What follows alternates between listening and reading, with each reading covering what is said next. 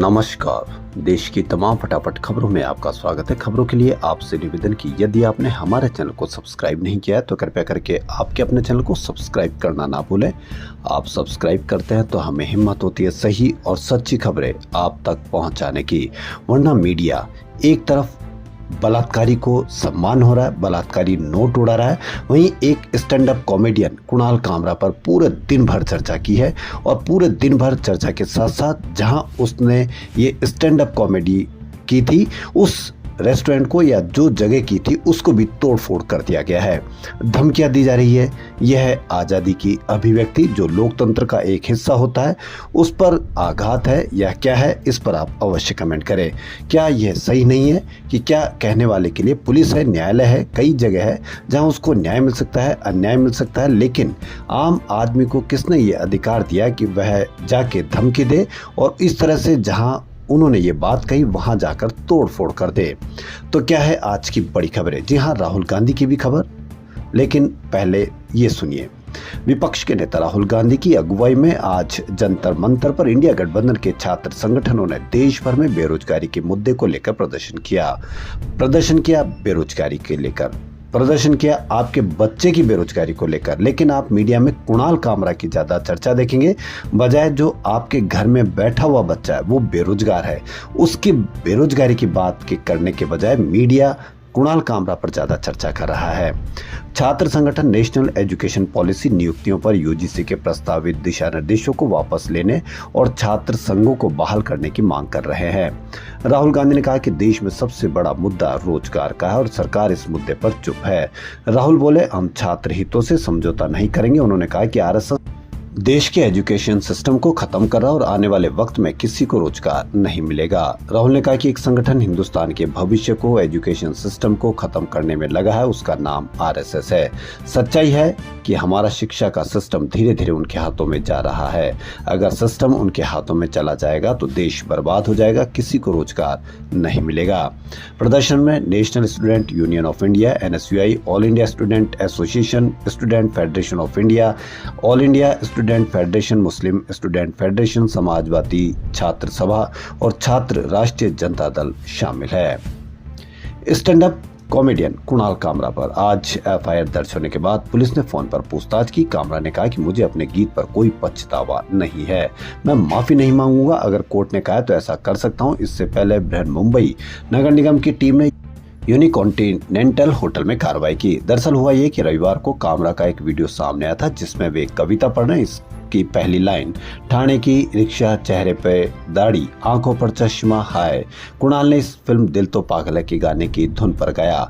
शिवसेना शिंदे के कार्यकर्ताओं ने इस कविता को महाराष्ट्र के डिप्टी सीएम एकनाथ शिंदे पर आपत्तिजनक कमेंट माना और रविवार रात को यूनिकॉन्टिनेंटल होटल में तोड़फोड़ की। दूसरे दिन यानी आज सुबह पुलिस ने तोड़फोड़ के आरोप में शिवसेना नेता राहुल कनाल सहित 11 शिव सैनिकों को गिरफ्तार कर लिया।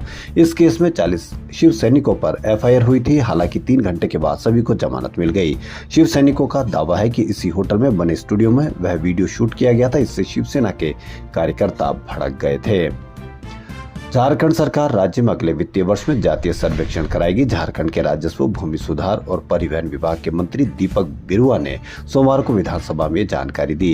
कांग्रेस विधायक दल के नेता प्रदीप यादव की ओर से राज्य में जातीय जनगणना को लेकर पूछे गए एक सवाल पर मंत्री ने कहा कि राज्य की सरकार जातीय सर्वे कराने को लेकर पूरी तरह से प्रतिबद्ध है। जातीय सर्वेक्षण कैसे कराया जाए यह सुनिश्चित करने की जिम्मेदारी राज्य के कार्मिक एवं प्रशासनिक विभाग को सौंपी गई है। झारखंड विधानसभा के चालू बजट सत्र की कार्रवाई के दौरान प्रदीप यादव ने सवाल उठाया कि 12 फरवरी 2024 को कैबिनेट की बैठक में जातीय सर्वे करवाने को लेकर निर्णय लिया गया था। संभल हिंसा के 4 महीने बाद जामा मस्जिद के सदर जफर अली को पुलिस ने गिरफ्तार कर लिया। रविवार रात 9:30 बजे मुरादाबाद जेल भेज दिया गया। जीप से उतर जफर ने कहा कि हिंसा के बाद मैंने प्रेस कॉन्फ्रेंस की थी, इसलिए मुझे जेल भेजा गया। जफर अली ने चिल्लाकर कहा कि मुझे फंसाया गया क्योंकि मैंने पुलिस वालों की पोल खोल दी थी। मैंने बता दिया था कि बच्चों को इन्होंने मारा है। हिंसा में जितने भी लोग मारे उन्हें पुलिस और प्रशासन ने मारा है। जफर अली संभल कोर्ट में वकालत करते हैं। ऐसे में सोमवार सुबह वकीलों ने गिरफ्तारी के विरोध में नारेबाजी करते हुए कलम बंद हड़ताल की।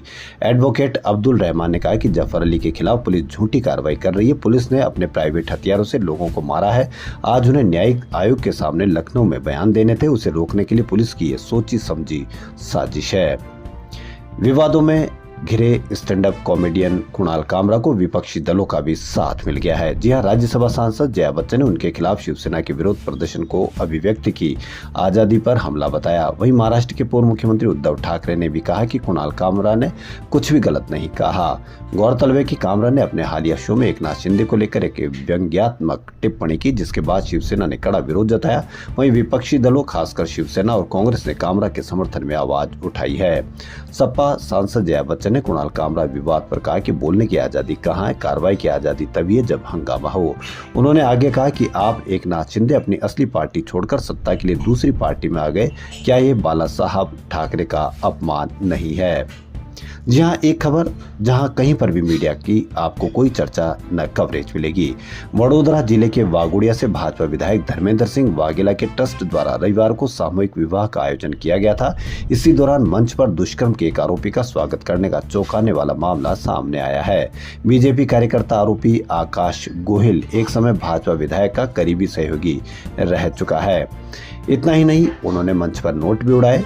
मंच पर नाचते हुए नोट उड़ाते हुए भी नजर आया। स्वागत और नोट उड़ाने का वीडियो वायरल होने के बाद अब गुजरात भाजपा विपक्षी पार्टियों के निशाने पर आ गई। वहीं वागुड़िया से भाजपा विधायक धर्मेंद्र सिंह गोहिल का कहना है कि उन्हें इस मामले की जानकारी नहीं है। गौरतलब है कि 21 वर्षीय विवाहिता ने 23 सितंबर 2024 को नंदेसरी पुलिस स्टेशन में आकाश गोहिल के खिलाफ दुष्कर्म की शिकायत दर्ज कराई है। औरंगजेब की कब्र हटाने को लेकर नागपुर में हुई हिंसा के मुख्य आरोपी फहीम खान के घर पर सोमवार को बुलडोजर चलाया गया। हिंसा के एक और आरोपी यूसुफ शेख के घर का अवैध निर्माण भी तोड़ा गया है। नागपुर नगर निगम ने संजय बाग कॉलोनी यशोधरा नगर में मौजूद फहीम के मकान का अवैध निर्माण हटाने के लिए रविवार को 24 घंटे का समय दिया था, जो सोमवार को पूरा हो गया। फहीम का मकान उसकी पत्नी के नाम पर है। नगर निगम ने इसकी बिल्डिंग परमिशन अप्रूवल में गड़बड़ी को लेकर कार्रवाई का नोटिस दिया था। नागपुर में 17 मार्च को औरंगजेब की कब्र हटाने को लेकर विवाद के बाद हिंसा हुई है। इसके मास्टरमाइंड फहीम सहित 6 आरोपियों के खिलाफ देशद्रोह का केस दर्ज है। अप्रैल का सीजन है और पहली गुड न्यूज आई। माननीयों के लिए सांसदों की सैलरी में 7 साल बाद बड़ी बढ़ोतरी हुई है। सांसदों को 24,000 रुपए का इंक्रीमेंट मिला है। माननीयों की सैलरी अब 1 लाख से बढ़कर 1,24,000 रुपए महीना हो गई है। इसके अलावा उनके दैनिक भत्ते में भी इजाफा हुआ है। बरेली में सोमवार दोपहर महालक्ष्मी गैस एजेंसी में सिलेंडर फटने से आग लग गई। पल भर में आग ने भीषण रूप ले लिया। 3 मिनट में करीब 400 सिलेंडर में धमाके हुए। आग ने पूरे गोदाम को अपनी चपेट में ले लिया। धमाका इतना भीषण था कि फटे सिलेंडरों के टुकड़े 500 मीटर दूर जाकर खेतों में गिरे, जिससे पूरे इलाके में दहशत फैल गई। धमाके की आवाज 3 किलोमीटर दूर तक सुनाई दी। सूचना पर पहुंची पुलिस ने आसपास के घरों को खाली कराया। खबरों में फिलहाल इतना ही। यदि आपको हमारा चैनल पसंद आए तो लाइक, सब्सक्राइब और शेयर अवश्य करें। धन्यवाद।